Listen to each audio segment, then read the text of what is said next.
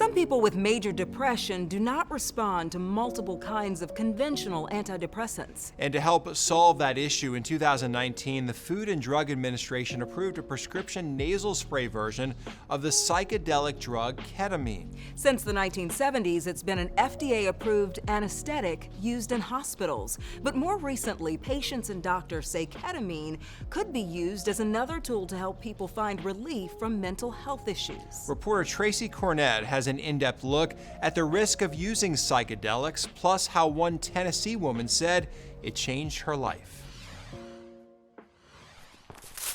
For several years, Laura Persinger's love of the outdoors was on hold, nearly becoming a shut-in. I had really become almost paralyzed with anxiety.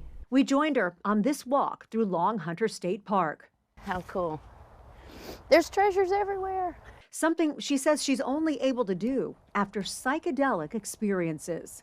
I found joy again. I found laughter again. I found my interest again. Laura says her mental health healing journey started with psilocybin, more commonly known as magic mushrooms.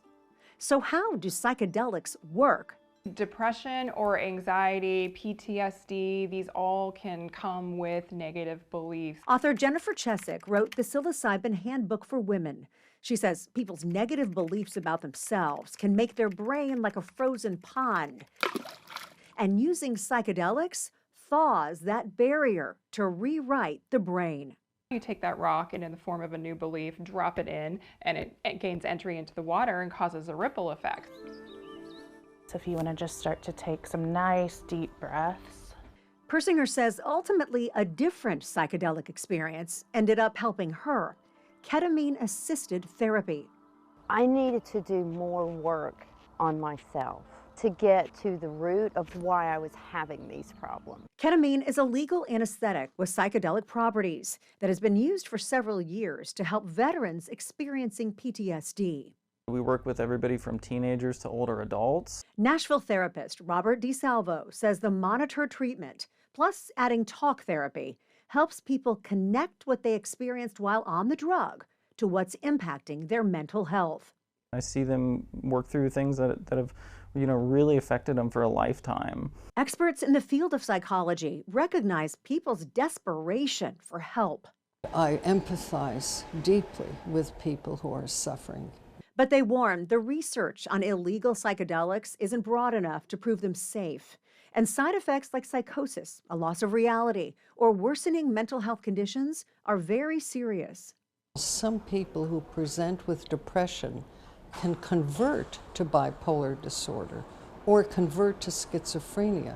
As for Persinger, she says her psychedelic experiences helped her return to living a full life. I think that my mind and body needed that. It probably had been a very long time since I had actually laughed, just laughed. Another psychedelic being used to treat depression, ibogaine. It's a drug derived from an African plant that is banned in the U.S., but people have been going to Mexico for treatment.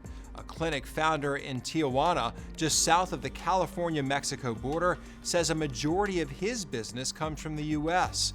While patients are monitored, he admits there is a risk going to another country for treatment. And in Mexico, it's unregulated, so there is no oversight. It is very important to go to a place where there's medical staff. A patient who received treatment there says it's been 4 years since he made the trip, and he still continues to feel the benefits. Every now and then, like if I get overwhelmed at work or whatever, I may feel a little down, but there's none of this being suicidal or just giving up. It's really been the most valuable thing I've ever done.